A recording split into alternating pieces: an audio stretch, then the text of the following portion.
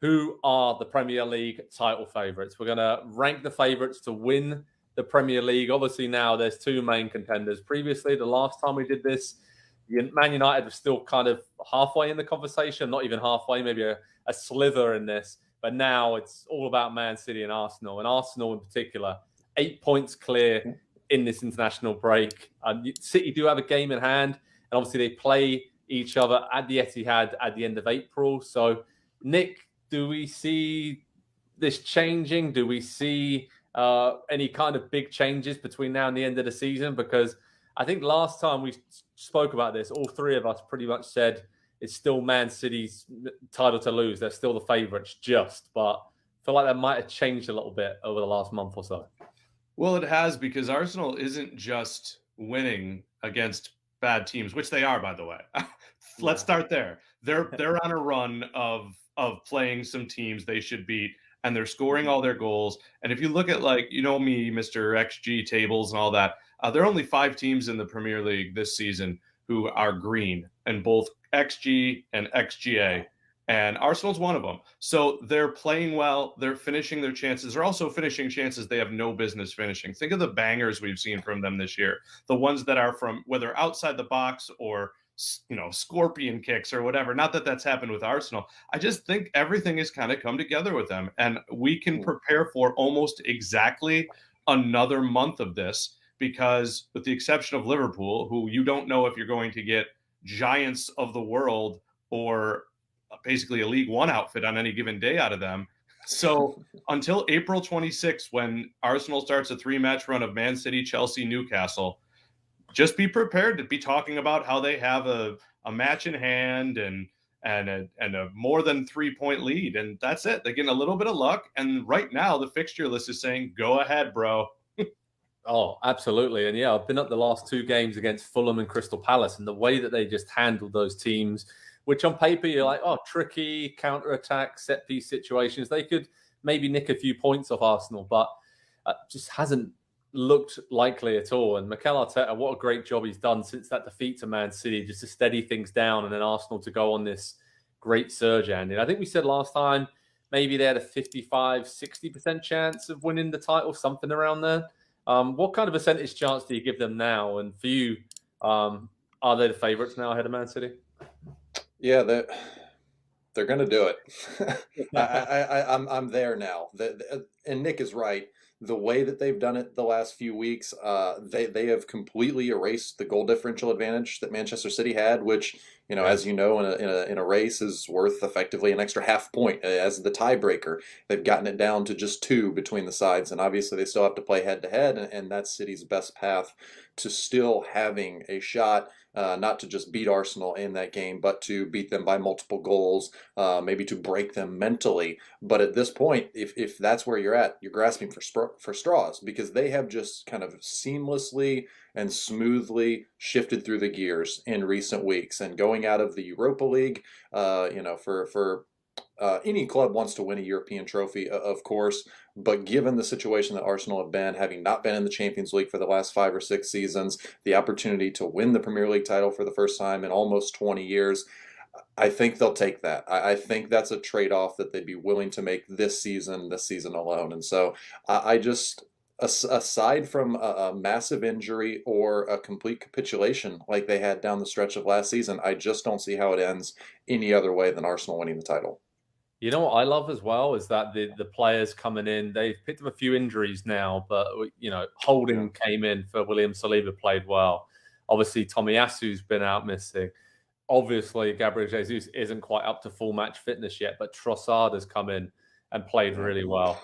And there's just been enough depth there. That was the only issue I had with Arsenal, was that if they did pick up injuries to some key players, how do they sustain that? But they've been able to, and they've had other players out throughout the season with injuries, and they've just managed to just ride that momentum and that positive vibes. And again, from here, being in London the last couple of games, the positivity around the stadium, I've never seen anything like that since Arsenal moved to the Emirates, because even when they go down a goal, if they concede, if something bad happens on the pitch, the fans' first reaction is to, okay, get behind the team, applaud, let's try and get them going in the right direction, where for so many years, it's been, oh, this is terrible, you're bad, everything's awful.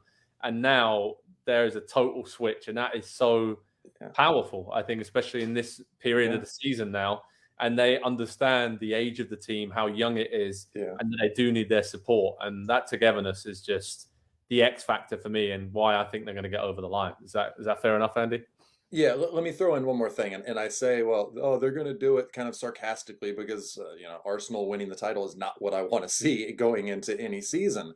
But I will say this: this is an incredible story, and I don't think we're giving it quite the due that it deserves.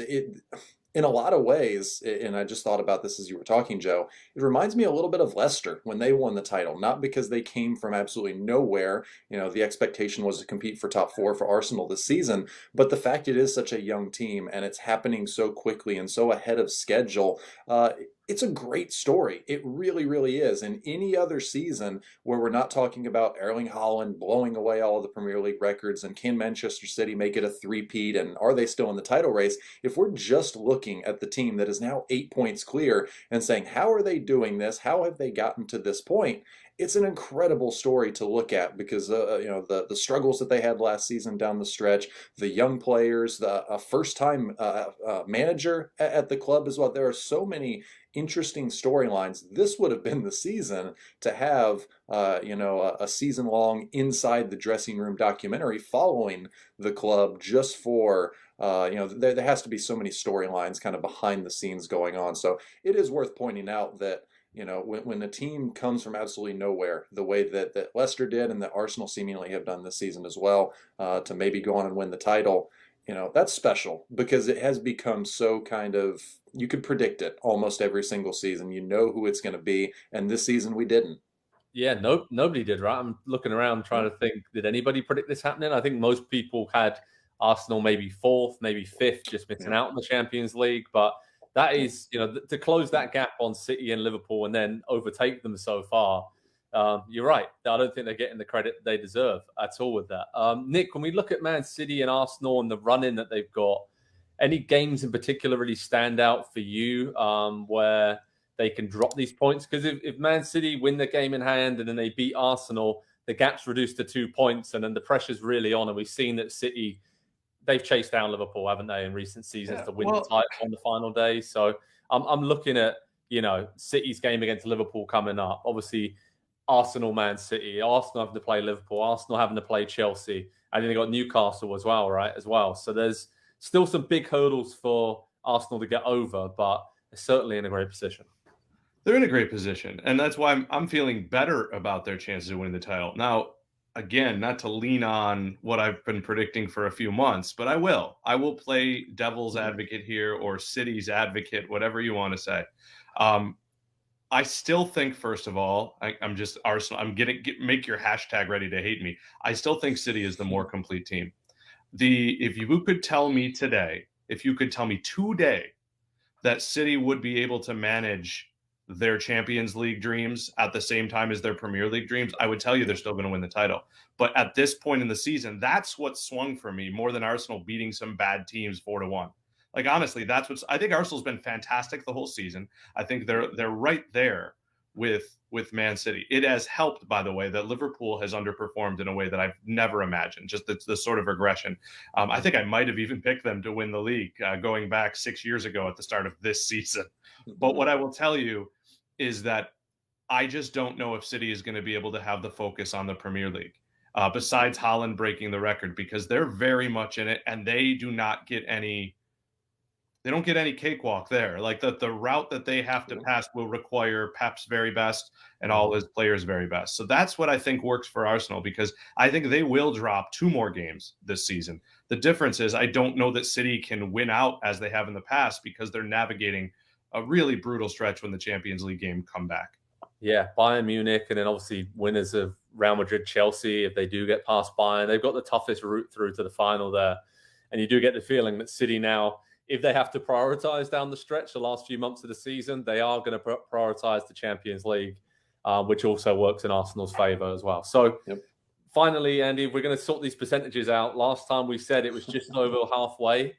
Are we going to go as high as 70% Arsenal, 65% Arsenal? Do you think that's a kind of a fair reflection where their chances are at right now compared to Man City?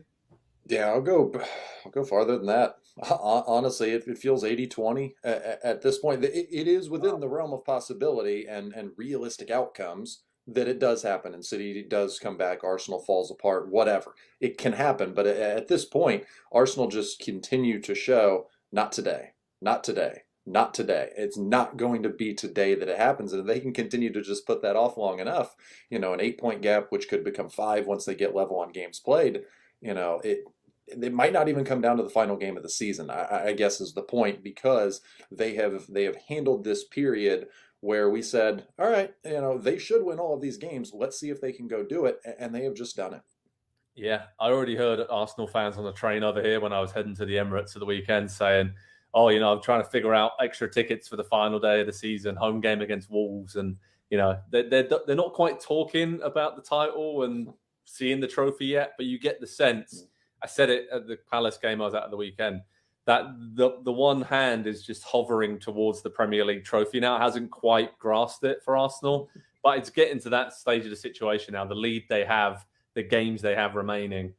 Yeah, it's getting very, very serious. So let me stop that. You need to talk to those fans and tell them that they're the supporter of a club that has a lead, and we don't talk about it is the lamest thing in sports. Talk about it all the time, Arsenal fans. You're here. You're on the precipice. Don't be like, oh, I don't want to jinx it. No, jinx. Well, first of all, Andy's saying jinx the heck out of it, but don't worry about that. Enjoy this. This has been an incredible season that they haven't had to deal with what they'll deal with. Like right now, Arteta has them not overlooking every game. That's impossible. They will overlook games next year. They're not doing it right now. So enjoy it, Arsenal. You're up to between 61 and 69% to answer your question. The points on the table, that's where I'm at. I just think Man City has a path. If you look at their schedule, it's still there for them. Yeah. I'm going to go 67%. So if my math is correct, that's about 2/3, right? Saying Arsenal, City's a third. I think great point by Nick. Champions League is going to impact City's run. Arsenal now clear focus on the run-in.